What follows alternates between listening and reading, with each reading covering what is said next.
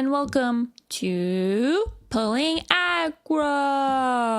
We are your co-hosts, Nako and Yasi. Hi guys, good morning. Oh, big stretch. Welcome to the show. Yay! There might be something different about me today. I'm wearing glasses, so I'm matching Yasi today, wearing some glasses because You are? yeah, we're going to be reading fan fictions today, and I need corrective lenses to be reading. Oh wait, we're gonna be so cute and matching. I know, it's so cute. Yay! Tell me about your weekend, Yasi. I know you did some crazy shit, and I didn't ask you about it specifically, so I could have raw reaction to it while you tell me right now. So you can be surprised. Yeah. So you can be taken away. Okay, I ran away. I escaped the labor camp, guys. I escaped. I ran away. I ran 3 states over or something. And I went to St. George, Utah. Which has, like, nothing to do. But there was something there that drew you there. There was a musical there. Of course. Yeah, of course. So I saw Newsies and it was fucking amazing. And I literally just sat there and I was crying. Oh, that's awesome. I was just bawling my eyes out because during Santa Fe, for all of you Newsies enjoyers, I'm sure there's probably like one of you, okay? Because this theater, it's called the Tuacahn Amphitheater, if you'd like to look it up. And it's this outdoor theater inside of the Red Rocks there. And so during Santa Fe, he's like climbing all these stairs and he was so good. And then like at the big ending moment, like the mountains light up. Oh my God. Because it's at night and it's outside and it's like completely dark out. Oh, I was sobbing. What is the general plot of this musical? It's about there was a strike in New York back when there were Newsies and how they were basically getting fucked over by, the big dogs in charge, and they wanted to raise the prices on them, and they were already pinching pennies, and so it's about this strike and all these kids that just don't want to work for these, fat greedy bastards, which like same. So yeah, it was like, oh my God. And then the song "World Will Know," which is when they're singing about like, wanting to kick it and stick it to the man. Oh, so good. So good. Anyway, well, so I'm feeling fresh. Yay! I'm glad you went all the way out there for a good musical and didn't like waste your. Oh my God! Could you imagine? Yeah. I would lose it. Have you seen this musical before? No, but I've seen the pro shots and probably every bootleg recording ever. Okay, so you got to see it in real time for the first time. Yeah, oh, that's so exciting! Oh God! Yay! What'd you do? See what I do? Yeah. Oh, let's see. What did I do? I have been I'm gonna call it fantasy maxing my life. I'm scared because hello, the fall time has come. I feel the cooler air and the whisk breeze in the morning, and so cozy season is upon us, and I started reading a Brandon Sanderson novel, which the fantasy readers out there will know Brandon Sanderson. And I have to go on a quick tangent about Brandon Sanderson because, okay, so he's really well known in the fantasy world. He writes like 1,000-page books, and his series all have like 7 books, and he writes like a motherfucker. And he like puts out a new book every year, and it's like 1,000 pages. You're like, how the fuck did this dude write all this with all this? Is he okay? He's crazy. So I saw this hilarious video, and this is what got me hooked on him because someone on April Fool's made a fake Brandon Sanderson book and brought it to a signing, and it's so legit looking. It had this artist that could, recreate similar book covers to the ones he has, and like hardback full cover, like a book. And he took it to the signing and he handed it to Brandon, and he was like, "Can you sign this for me, please?" And then Brandon took it, signed it, handed it back, and then he's like talking to him about anything, and he looks down, he like stops, looks down. What is that? he's like, wait a second, I didn't write that book. It was so funny because he writes so many, he didn't even recognize it at first. Anyways, so then I decided to jump into his world of fantasy, and I'm reading the Mistborn series. If any of you are readers out there, I will need suggestions after the series, but the series has 7 books, so it'll take me a while to get there. But anyways, so I've been on that, and then I started watching Critical Role again, which is my favorite full-time activity. So yeah, I'm doing both of those things at the same time. Matthew Mercer. Matthew Mercer. Ugh, love him. What was I gonna say? Oh, and also I decided I want to be a Green Goblin for Halloween. So look forward to photos of that. That, you know, yeah. He's so for real right You people now. aren't gonna Like see Shrek. it, but Yossi's gonna see it. No, I want to be a baddie goblin. So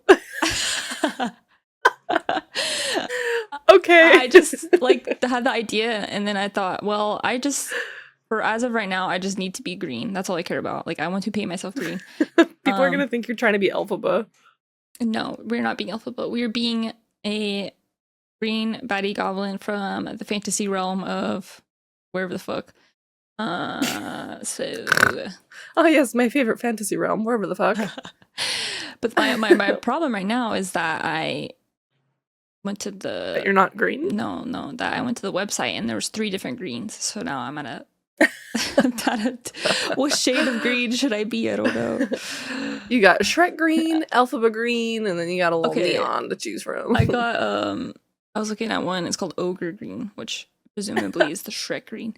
And in the reviews there's a person that painted himself green for a Shrek rave. So ooh, yeah. I want to go to a Shrek rave. We should go to one. I know, that sounds really fun actually. And then I'll let you borrow my green paint. Yes! Oh my god, wait, we could be Shrek and Fiona. We could both be green. Oh my god, yes! But you have to be Puss in Boots. Oh shit. And I have to be Donkey. Yeah. Wouldn't that be cute? That Because would I don't be shut cute. the fuck up. And I get to wear a cape and boots. Yay! My favorite! And a big hat with a feather on it. I just show up in like a fursuit. How the fuck would you just like a tail and ears for Donkey? Yeah. Yeah, you'd have to wear like just gray, like furry clothing or something. Oh god. Gray. Gray. I'm gonna be a pink Donkey. It could be the dragon. Oh, you're so right. Yeah. You That'd could be have cute. some crazy lashes and Oh, I kind of want to be Dolores though. oh, Okay, fuck. we're just gonna go through every Shrek. We're literally gonna go to different Shrek raves as the whole cast. We're gonna bar hop Shrek Yeah, raves the as fairy different godmother characters. too. Oh my god. All right. Stop. Yeah. Okay, we're doing this. You know how people say when they go in the shower and they have like all these revolutionary thoughts? Literally all I need to do is sit down and press record and all these ideas flow through my brain. So true. Oh my gosh. I don't know what it is about recording. I know. Okay. So okay. guys, today's episode. So I was thinking, what should we do? And I was like, well, fanfics, right? Everybody loves fanfics. But as I was researching people's favorite fanfics from 14, apparently the fanfic pickings are not good, is what everyone was saying. The Reddit threads were saying 14 is lacking in the fanfics. So, at least good fanfics, it seems. Which part of that could be the fact that we have to, or a lot of people write fanfics with their own Warrior of Light. So, you know, that could be an issue. But, there's a million other characters we can make fanfics about. If you like writing fanfics, get to it. Start writing some stuff that, you know. The sequel to this is going to be us writing fanfiction. Imagine, it would not be very good. Yasi, take Xenos by the hand. Oh my god, actually, no. We definitely need to do that. We need to attempt to write our own fanfics somehow. And see who wins. And then write it. Yes. Okay. Okay. See, here's our shower thoughts. Okay, so I have picked out 2 fanfics today to check out. I picked one for me to read and one for Yasi to read. Yasi's fanfic is a Grahatia. Ooh. And we're a light-centered fanfic. You gave me that one because you knew May was going to come for me. No, it was just, which you... If anybody's going to steal her man, you're going to dodge the bullet. Well, the other one has to deal with the Azem and like Emmett and Hitler days. So I picked that one because... No Xenos lovers out there writing fanfic. Well, there was a fanfic about... Someone on Reddit on this thread said that here's this fanfic that they love, and it made them have a thirst for... What's his name? Various Virus. Oh, yeah? That they've never had before, so... Freaky. Oh, okay, there's a tangent I really want to go on right now. But I shouldn't. But just know that I just need you to acknowledge that I'm not going on the tangent. Okay. Well, it's on topic, but it's not. But just don't let me, okay? Okay, no. Put it away. Okay. Put that thing away. We're talking about it after the podcast, though, because this is on my mind. Okay. You guys will never know. I'm just kidding. Okay, so I'm going to start with this one. This is called Wings and Wishes by Ruriri. And the summary is, which also, before I get into this, Yassi's at an advantage here because if you know, you know. Yassi used to be a book reader. Narrator? I used to do audiobooks. So she's going to be good at this, and then I'm going to, whatever. But you're going to be good too. Okay, let's see. Okay, so it's final exam week at Academia and Nider. How do you say that? I don't even know. You know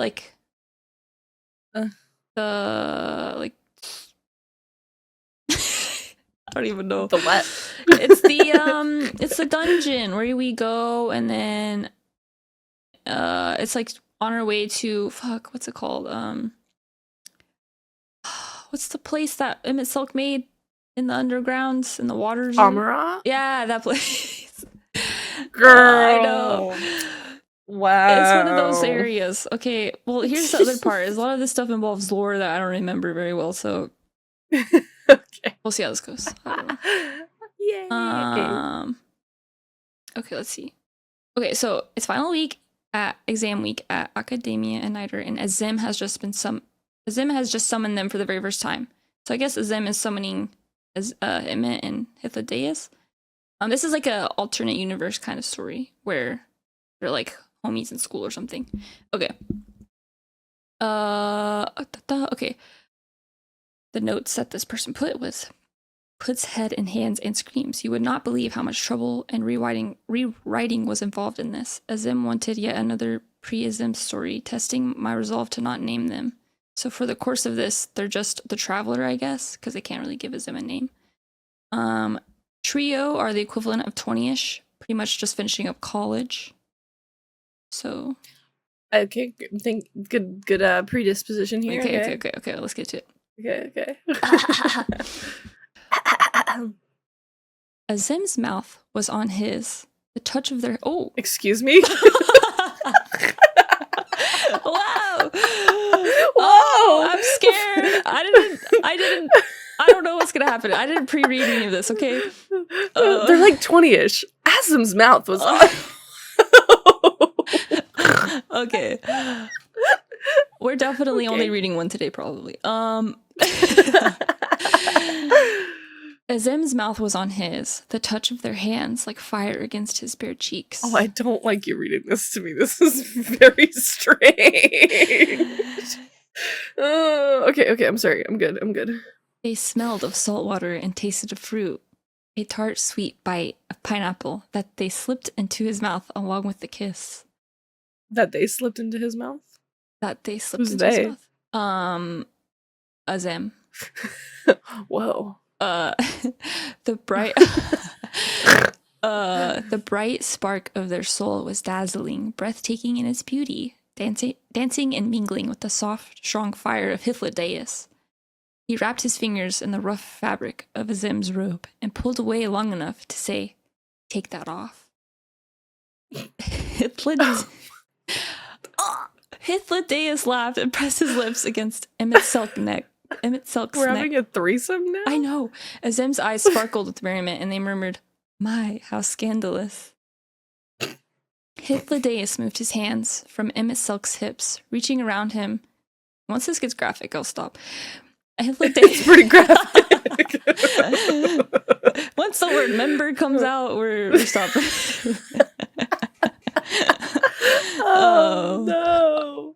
Hythlodaeus moved his hands from Emmett Silk's hips, reaching around him to grasp at the hem of Zim's robe and tug. Zim aided him, undoing the knots at the front of their robe and allowing Hythlodaeus to pull it down around their shoulders. The loose cloth fell forgotten to the floor, and Zim stepped on it and kissed Emmett Silk again.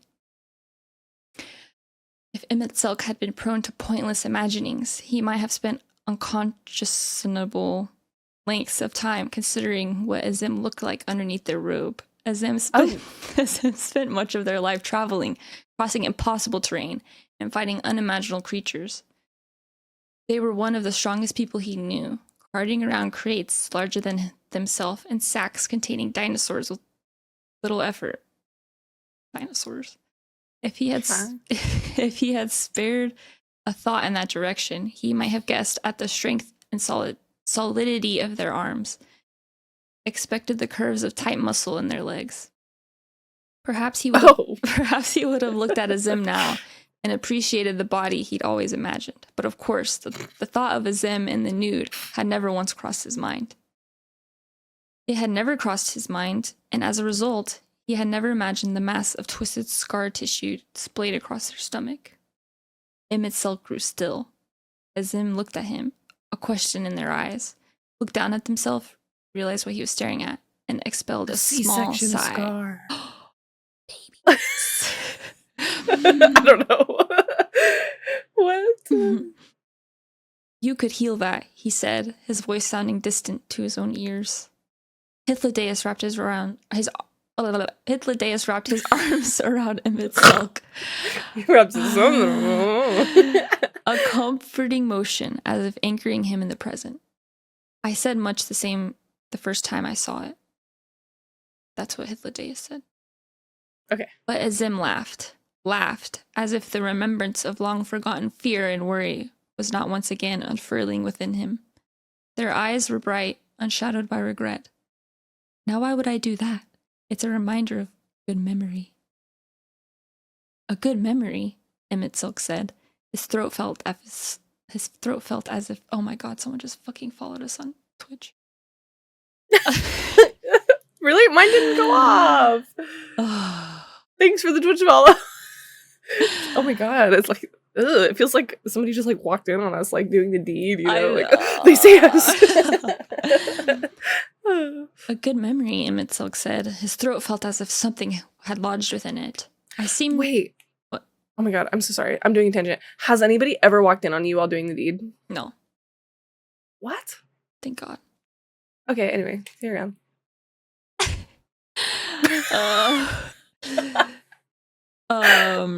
Okay, a good memory, Emmett Silk said. His throat felt as if something had lodged within it. I seem to remember a good deal of blood and pain. What about that is a good memory? Azim's smile was gentle, and their eyes blazed golden. They reached up, caressing his cheek, a feathery touch of comfort, rather than the passion of a scant moment ago. Scant? I mean... Scandal? Scant? I don't know. I'm not educated enough. I learned that I could call, and there were those who would always answer. Okay, so they had sex. Hold on. Okay, I feel like for this, you should read this next portion because I don't think I can read this whole thing. Okay. I'm sending you this. And then I read up to the first line, and then you can read to the second line. Okay, up to the first line. So after the first line. Oh, hang on, I have to agree to the terms of service. Oh, yeah. Okay, yes, AO3, take my data. Okay. So they shagged. Oh, freaky. Okay. It was the start of the single most terrible week of the year at Academia Einir. It was the season when students would cease to sleep, when teachers would rush around the harried expressions, when the deans would grow even sterner and even more stressed than usual. It was most uncommon for the young children and oldest postgraduates alike to spontaneously dissolve into tears. The sounds of begging and bargaining and fervent prayer echoed through the halls, never to be answered. Oh, they're like studying and fucking suffering and yeah, that's cute. That was a really well written paragraph. That was cute. Amidst all this horny. I know. We are college kids after all. Oh yeah, true. It's part of the. Did you go to college? No, I didn't. No. Oh, because you did beauty. Yeah, I went to beauty school. That's college. That That's counts. technical school. In common parlance, it was exam week, and Hades had not the slightest idea where he was.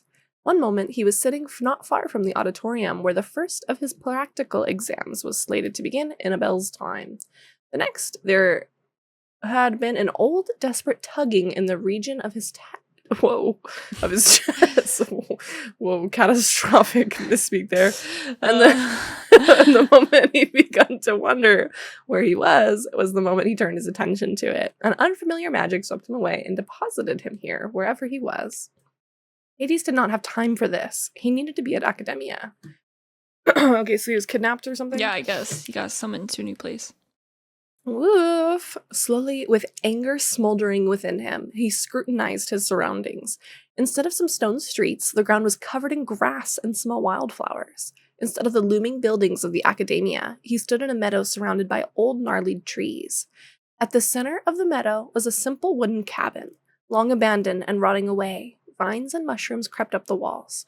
The doors hung loose on its hinges, and a corner of the roof had caved in. It had been mid-morning in Amarat a few scant seconds ago. Here's that scant word again. What the fuck does that mean? Now the sun was far down on the horizon, and the sky streaked with red and orange. See, this is why literature makes you smarter, because then when you learn words, you're like, oh, I can use scant in my daily sentences now. Oh, yes, I'll be there in a scant moment, Nako. Oh, pish posh. Okay. And then, of course, there was the fact that he wasn't alone. There was someone standing near him, another robed figure with a soul nearly as familiar as his own. Hythlodaeus said. I was not expecting that. Hades moved before his thoughts caught up with him. He lunged across the space between them, seizing the front of Whoa. Wow! Wow! He sounded like one of those Lego Star Wars sound effects. Wow! Okay. He's seizing the front of Hythlodaeus' robes as his Erstwhile. Oh, you're reading along with me? Oh my gosh, that was cute. Erstwhile friend turned to face him. He spluttered. Hello, Hades, Hythlodaeus said, bright and cheerful and oh so amused. I see your studies are progressing just as well as mine. What are you thinking, summoning me here, wherever this is? Hythlodaeus blinked. This close, Hades could clearly see his eyes behind his mask, mischievous as always. I wasn't the one who summoned you here. You summoned us, and I haven't the slightest idea where we are, he said. Though I am flattered you think I have the power and skill to weave such an intricate magic. Hades breathed deeply and forced himself to think rationally. Hythlodaeus was telling the truth. His so-called friend, limited command of Aether, meant he could not have been responsible. But then there was only one other person who could possibly call both him and Hythlodaeus to such a far-flung locale. Oh, my mouth is dry. Hang on. So, you know when you like feel mouthy? Yeah. So Azim has brought them wherever the fuck they are. Mm-hmm. He summoned them for a threesome. Booty call. Ooh. That's something your Asm would do. Scandalocious. Okay, wait, I lost my spot. Oh, after the intricate magic, Hades breathed deeply. Oh. Hades. Whoa. Me too. Hades breathed deeply and forced himself to think rationally. Hythlodaeus was telling the truth. His so-called friend's limited command of Aether meant he could not have been responsible. Oh yeah, wait, I already fucking read that, stupid. He cast his gaze around again furiously, and there it was within the cabin. I misled you. No, it's good, it's okay. I was calling myself stupid. I would never call you stupid. No, I just realized it. I was like, oh shit, you're right. I was like, what? And then I was like, oh yeah, she did read that already. Okay. Our one brain cell. I know. Okay. A faint glow of a familiar color. Hades' scowl deepened, and he stalked towards the decrepit structure. If this other so-called friend had summoned them to somewhere far away, to another continent by the looks of it, and left naught but a familiar to meet them, if this was some sort of twisted joke when he had exams to attend, if it was a joke, Hyphlodeus wasn't enjoying it. Oh, he was enjoying it. Hyphlodeus was enjoying it immensely. Hades ignored him and flung open the door. The inside of the cabin was dim and dirty, the windows overgrown and grimy. What little light there was flickered in through the door, the open doorway, and the corner of the roof that was open to the sky. Hades squinted, unable to see through the darkness, and so it was that stench that hit him first. Ew. Blood, whoa. He grew still. Beside him, Hyphlodeus was no longer laughing. Uh-oh. No. Scandal. There was a figure curled up on their side a few steps past the doorway. A figure whose soul shone only faintly. A curse escaped Hades' lips. He crossed the distance in an instant and knelt, paying no mind to the blood that soaked into his robes and trousers. Trousers. You're like taking this seriously, and I'm like, trousers. Trousers. Why is my model lagging? Someone's down on the floor, Yasi. Oh, okay. Oh. There was so much blood. Only when he placed his trembling fingers against their neck, only when Hyphlodeus whispered their name like a prayer, did the traveler's eyes open slowly. White eyes, white hair. He'd seen them take on many appearances, but he'd never seen them so drained of color.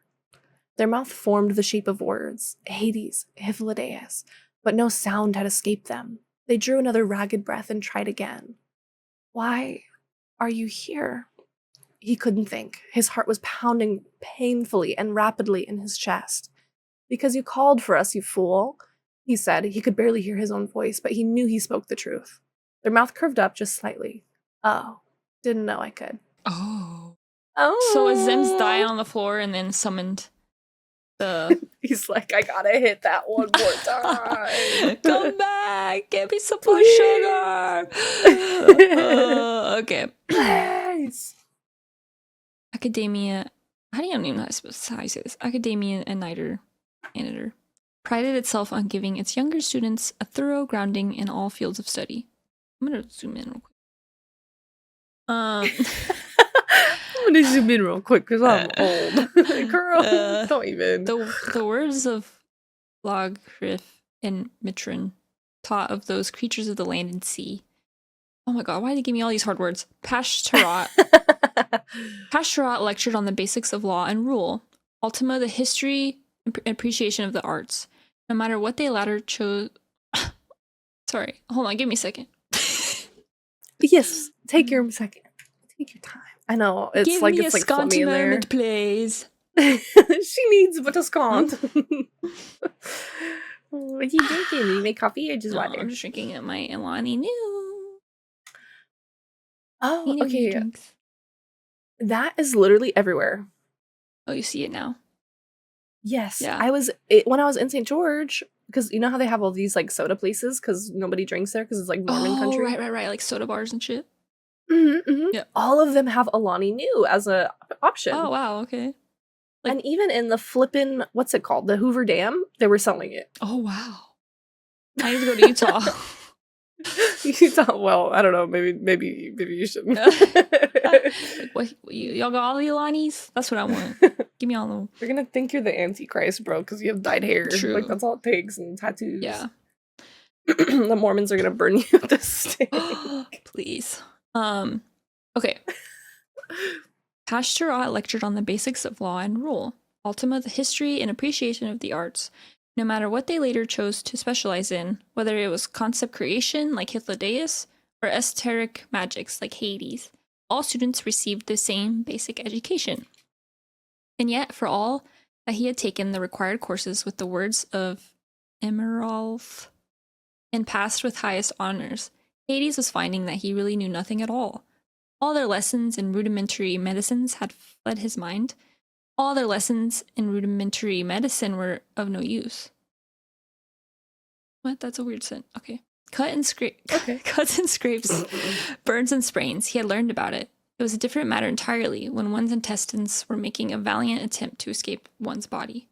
They carried their friend from the floor to the broken down bed in the corner and replaced the rotting sheets. Travelers' robes were ragged and still wet with blood, cruel slashes torn through fabric and flesh alike. Their arm was wrapped around their midsection, as if to hide the damage or to hold himself together. Hades looked down at them, hating what he was about to ask, hating what he thought he might see. Take that off. Woof. He was rewarded with a faint attempt at a smile. My, how scandalous. Hades growled. Hypnodeus laughed, though the sound was strained. I never thought I'd see the day when Hades requested that you disrobe for him. Might I as well oblige him? Bro, he's dying. You're trying to get naked, Hypnodeus? Come on. What is going on? This was made for us. I know.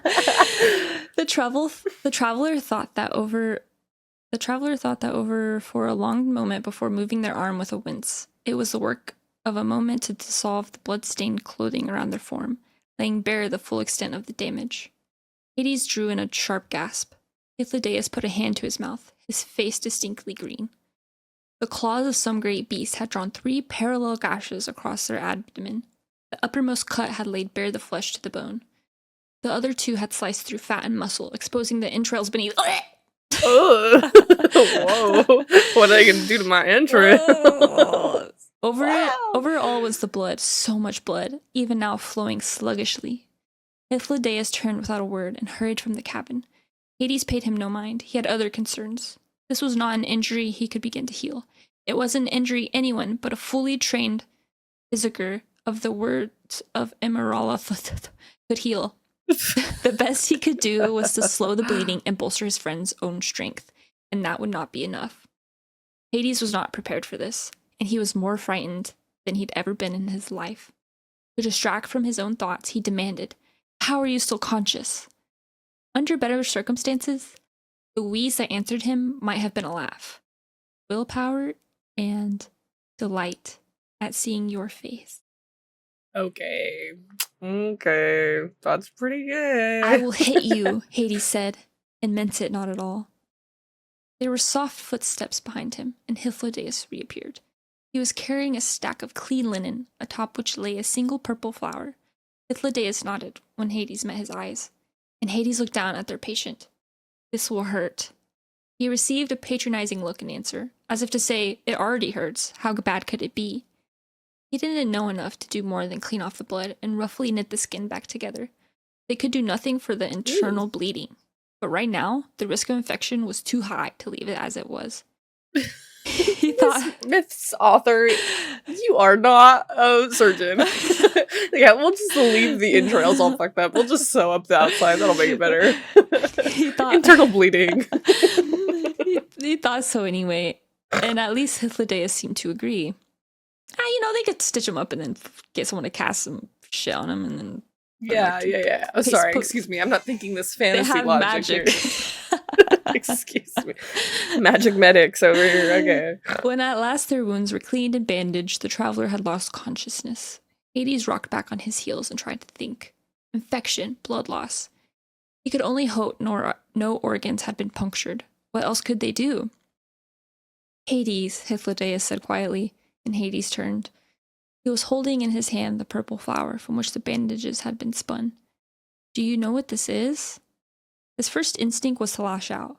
Why did it matter? Didn't they have other worries? But he bit down his frustration. Hypnodeus was just as anxious as he was. Directing his anger at his friend would not help. A linum bloom, he said. He was fairly certain. He'd read through the botanical text just yesterday. Hypnodeus nodded. I thought so. I'll be right back. There's something I'd like to look into. Hypnodeus, he started, and didn't know how to continue. Hypnodeus' smile was thin. You're doing well, I think. Next you'll replenish their aether, right? But the fact of the matter is that we need more information. As if we're in danger, if any help is forthcoming. And there's only one person who can give us that information. He looked down at the flower in his hands. Be careful, Hades said. It wasn't enough. It was all he could say. But Hythlodaeus nodded, as if he understood. I'll keep an eye out for danger. His footsteps were soft against the dirt floor as he turned and left. Hades drew a shaky breath and turned back to the bed. I'll never forgive you for this, he said, just to make himself feel better.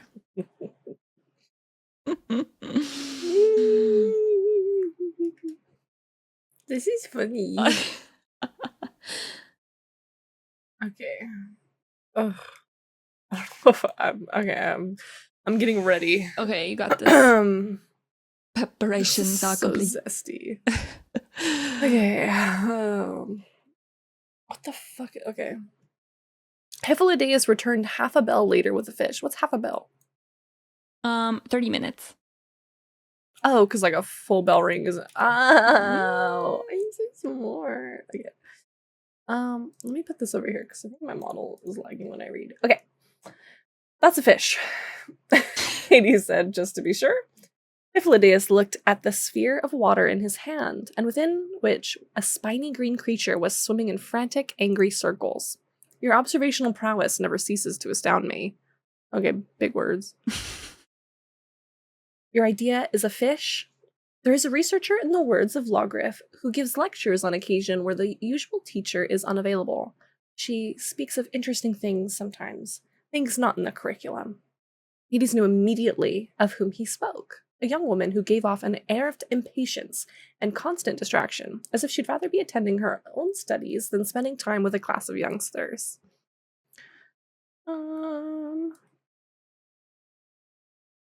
In one of her lectures, she spoke of an invasive species of fish in the rivers of the far continent that had proven near impossible to eradicate. Its spine contains a potent venom, lethal to aquatic and terrestrial predators alike. I don't see how that's supposed to help. She also said, Hythlodaeus continued, ignoring him, that it's apparently quite delicious. While the venom may pose a danger to lesser creatures, we would experience nothing more than a sort of pleasant tingling and localized numbness. Oh. There was a pause. Hades knew what Hythlodaeus was implying. He was not sure he liked it. Are you sure about this? He said. I think it would be unkind not to try, Hythlodaeus said softly. There was no arguing with that, though they did not seem to be in immediate danger. Their friend's face creased with pain. My face is creased with pain all the time. I need to get some Botox up in that shit. Seriously. Okay, and they were unresponsive. They needed more information that only someone with an immediate knowledge of the situation could provide. Hythlodaeus lowered the fish in its bubble. With one quick, violent twist, oh god, it's Nako, close your ears! No! Ugh. Its spine scored a thin line across the bottom of the traveler's rib cage. A few small drops of blood welled forth. Nothing else happened. So they're slashing us with the spine of the fish? Just like slapping us with the spine of the fish. Just slapped you with a fish. Do you feel better? Did this work? Oh, that's exactly. Did it work? Hades asked. Maybe. Hythlodaeus said. I hope so. We'll just have to wait and see. Hythlodaeus paced away, muttering something about making soup. Hades paid him no mind. He sank into one of the decrepit chairs they'd pulled up next to the bed, looking at the traveler's face. What a disaster. Hades had been aware that his use... What? Oh, wait. Hades had been long aware that this youth was beloved of... Sorry. It's Whoa. okay. Yassi's having a stroke trying to read that sentence. Moment. Oh, just a bewit of a wee What? bit What of are you saying? What is happening? I'm casting a spell. A bewit. Okay. Okay. Chaos. Okay. Chaos following them wherever they went. He just hadn't experienced the fact that you're reading this along with me and knowing how bad I'm fucking this up right now. Oh, it's okay. We have to get into the rhythm. Once you get to the rhythm, you're there. You just gotta get... As soon as the dyslexia takes over, I'm gone. I know. Okay. He just hadn't expected that they would bring him to the chaos rather than the other way around. Oh my god, I got through a sentence, guys. Woo! Okay. Why did he have to solve the problems that somebody else had caused? If they'd never met, if he hadn't become involved, if they'd never met, would his friend even now be bleeding out on the floor? You're staring, Hades. He stared. Sorry. They were looking at him, their gaze more focused than before. Their irises were still... Fuck me. Their irises were still white. Hades didn't think he'd ever seen them go so long without changing their appearance. I feel as if I've been punched in the gut, they remark. They sounded better than they had expected. Pained and still wounded, but lucid. Ooh, they're getting better. Yay! Hades breathed a sigh of exasperation. Hyphiladeus walked over to join them, the bubble in his hand now boiling. Oh. The bubble? We're boiling the fish? Oh, I guess so. The bubble in his hand now boiling, fish and all. You've been more than punched in the gut. Your intestines were falling out. Ah. The traveler winced. Their fingers twitched, as if attempting to cover their stomach again. But in the end, they lay still. Thank you for your help.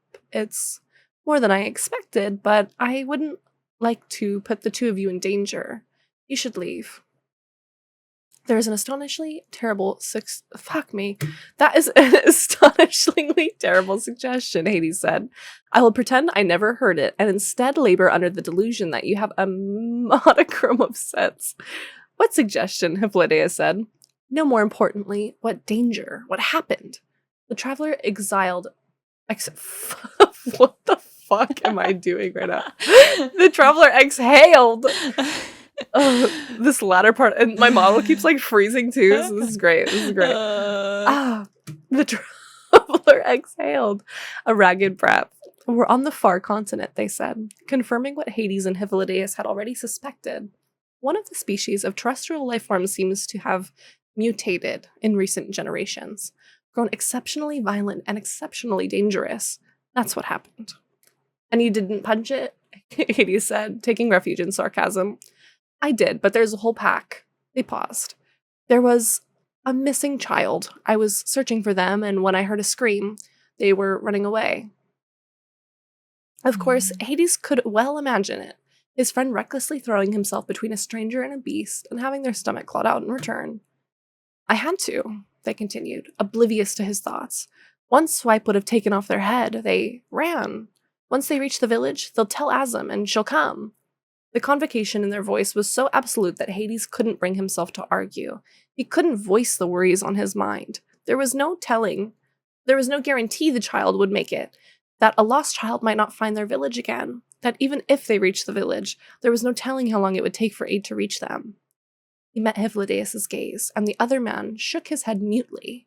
Even with his superior sight, he picked up no trace of another person's soul nearby. Even so, the traveler whispered, she'll come, and Hades had not the heart to argue. Wait, who's she? Oh. As in, is she her pronouns now? No, it's Wait. just, the traveler whispered, she'll come, and Hades did not argue. Is it Vanat? Maybe. I think Is so. it Mother? Are we having a foursome with Mother? Oh gosh, no. Please no. Okay, so that was part one. I like this person's story so far. It's really interesting. We rubbed fishies, we boiled fishies. We slashed a spine across Zim's stomach. Might have saw a wiener. Oh!